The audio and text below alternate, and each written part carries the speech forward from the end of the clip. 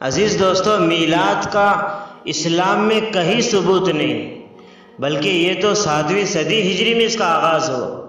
ایک ظالم بادشاہ ملک مظفر الدین نے رعایا کے دلوں میں جگہ بنانے کے لیے، اپنے تخت کو مضبوط کرنے کے لیے، اپنی حکومت کو مضبوط کرنے کے لیے اس رواج کا بیج بویا،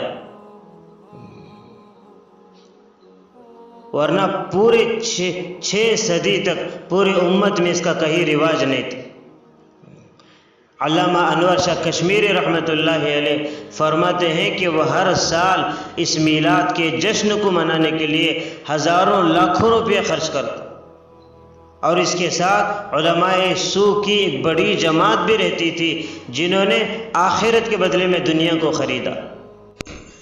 اگر اللہ کے محبوب پیارے نبی علیہ السلام یہ کہہ کر چلے جاتے کہ لوگوں، میں رسول بنا کر بھیجا گیا ہوں، میں اللہ کا محبوب بن کر دنیا میں آیا ہوں، مجھے نبی بنا کر بھیجا گیا ہے اور میں رحمت للعالمین بن کر دنیا میں آیا ہوں، تمہارے لیے ضروری ہے کہ تم میری ولادت کا دن مناؤ، تم میلاد کرو، اگر یہ کہہ کر چلے جاتے تو صحابہ کرام سے بڑھ کر کوئی اس دنیا میں میلاد نہ مناتا۔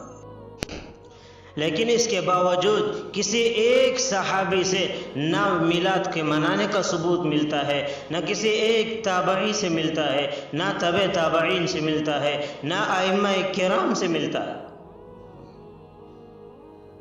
اور جس نبی نے ہمیں اٹھنے بیٹھنے کا طریقہ سکھایا ہو، جس نبی نے ہمیں چلنے پھرنے کا طریقہ بتایا ہو، ہمیں گھر میں داخل ہونے اور گھر سے باہر نکلنے کا طریقہ بتایا ہو، لباس کو پہننے اور اتارنے کا طریقہ بتایا ہو، یہاں تک کہ جوتے کس طرح پہنا جائے، کس طرح چھوڑا جائے، اور بیت الخلاء میں کس طرح داخل ہو اور بیت الخلاء سے کس طرح نکلے، اتنی تعلیم اللہ کے محبوب نے ہمیں دی ہے، تو بتاؤ کہ اللہ کے رسول ہمیں یہ بتا نہیں سکتے تھے کہ میرا میلاد کیسے منایا جائے؟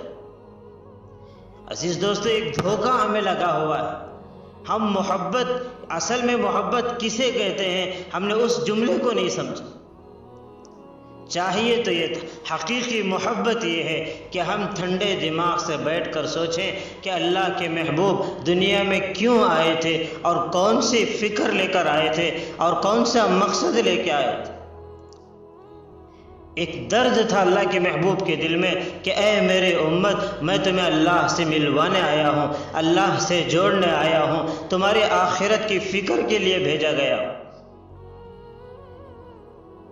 اللہ کے محبوب پیارے نبی علیہ السلام ایک یہودی کا جنازے کو دیکھ کر، ایک یہودی کے جنازے کو دیکھ کر آنکھوں میں آنسو نکالے۔ ہم اصل زندگی کو سمجھنے کی کوشش کریں۔ اگر حقیقی محبت ہے اگر تو ہمارے دلوں میں اللہ کے محبوب کی، تو ہم اللہ کے محبوب کے منشے کو سمجھنے کی کوشش کریں۔ اللہ کے نبی کیوں آئے تھے، کون سا پیغام لے کر آئے تھے؟ پوری زندگی اللہ کے محبوب نے کہا، اے میرے امت، نماز کو نہ چھوڑنا، نماز کو نہ چھوڑنا۔ آج نہ نمازوں کی پرواہ ہے، نہ عبادت کی پرواہ ہے، نہ اپنے قبر کی پرواہ ہے، نہ اپنے آخرت کی فکر ہے۔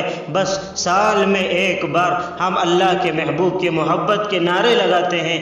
اللہ کی قسم، یہ جھوٹی محبتیں کل قیامت کے دن کام نہیں آئیں گی۔ قیامت کے دن دیکھا جائے گا کس کے دل میں اللہ اور رسول کی محبت۔ محبت کا انداز یہ ہے کہ اللہ کے محبوب کی وہ زندگی کو ہم اپنائیں جس زندگی کو لے کر اللہ کے محبوب دنیا میں تشریف لائے۔ تو صحابہ کرام، آپ حضرت ابوبکر صدیق کی دور خلافت کو اٹھا کر پڑھیں، جو اس امت میں سب سے بڑا عظیم انسان، انبیاء کے بعد اگر کسی کا مقام اور مرتبہ ہے تو وہ حضرت ابوبکر صدیق رضی اللہ عنہ کا،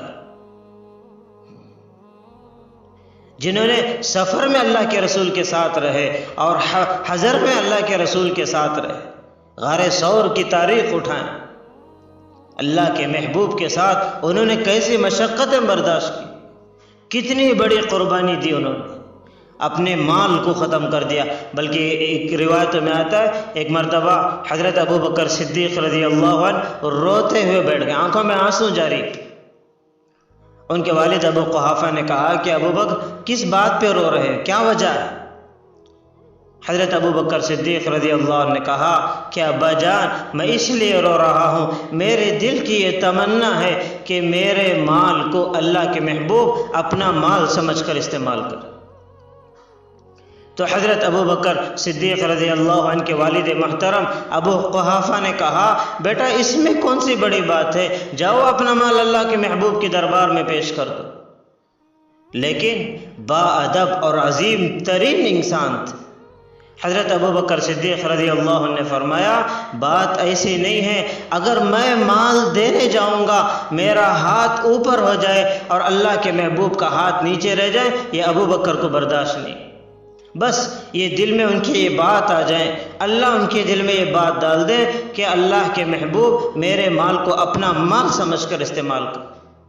اور ہوا بھی یہی کہ تاریخ اس بات پر گواہ ہے کہ اللہ کے محبوب حضرت ابو بکر کے مال کو استعمال کرتے رہے۔ دنیا سے جاتے ہوئے مسجد نبوی کے محراب پر کھڑے ہو کر، ممبر پر کھڑے ہو کر اللہ کے محبوب نے کہا کہ لوگو اللہ نے تمہارے درمیان مجھے قاصد بنا کر بھیجا تھا۔ اگر میں نے کسی پر ظلم کیا ہو، اگر میں نے کسی کو تکلیف دی ہو، اگر میں نے کسی کا ایک درہم کھایا ہو، آج آئیں وہ اپنا معاملہ برابر کر لیں، قیامت کے دن میں میرا اللہ کے سامنے حساب نہیں دے سکتا۔ لیکن آخر میں کہا کہ لوگوں ایک انسان ہے، ایک میرا امتی ہے، ایک میرا رفیق ہے جس کے احسان کا بدلہ میں چکا نہ سکا۔ مجھے امید ہے کل قیامت کے دن وہ میرے احسان کا بدلہ میرا اللہ اپنی طرف سے ادا کرے۔ پھر اشارہ حضرت ابو بکر صدیق رضی اللہ عنہ کے پاس، حضرت ابو بکر صدیق رضی اللہ عنہ کی طرف اشارہ کیا۔ ایسا عظیم انسان اپنے دور میں تو کبھی میلاد نہیں منایا، اور حضرت عمر کی تاریخ اٹھائیں، ان کی زندگی کو پڑھیں، ان کے دور خلافت کی تاریخ پڑھیں، جنہوں نے اللہ کے محبوب کی اس وقت حمایت کی جس وقت چاروں طرف ظالموں کا زور تھا۔ تلوار لے کے کھڑے ہو گئے۔ ہے کوئی اپنی بیوی کو بیوہ کرنا چاہے، اپنے بچوں کو یتیم کرنا چاہے، آج وہ آئے، پہلے عمر سے گزرنا پڑے گا، پھر اللہ کے محبوب کے قریب جاؤ۔ اللہ کے محبوب نے کہا کہ لو کان بعدی نبی لکان عمر، اگر میں آخری نبی نہ ہوتا، اللہ مجھے آخری نبی بنا کے نہ بھیجتا، نبوت کا سلسلہ بند نہ ہوتا کہ عمر میرے بعد نبی ہوتا۔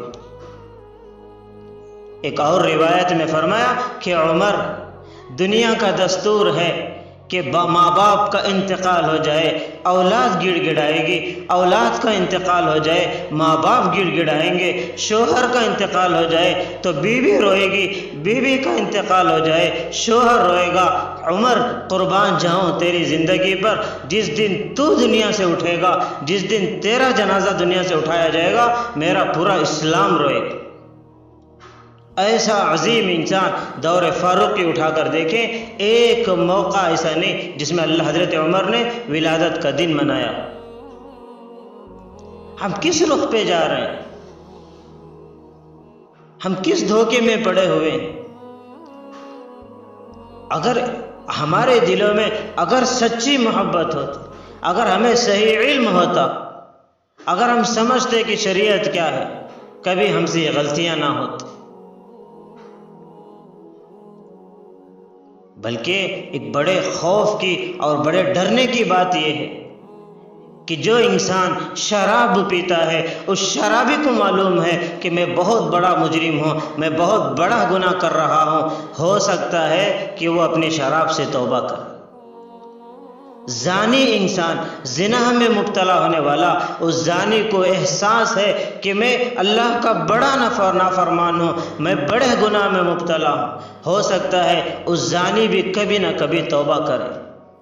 لیکن ان بدعات کو کرنے والے، ان رسم و رواج کو کرنے والے، ان میلاد منانے والوں کے اوپر تو بڑا افسوس، کیونکہ یہ کہاں سے توبہ کر سکتے ہیں جبکہ ان کے دلوں میں یہ احساس بھی نہیں کہ ہم غلط راستے پہ جا رہے ہیں۔ جس چیز کو انسان نیکی سمجھ کر کرے، ثواب سمجھ کر کرے، بھلا وہ توبہ کیسے کر سکتا ہے؟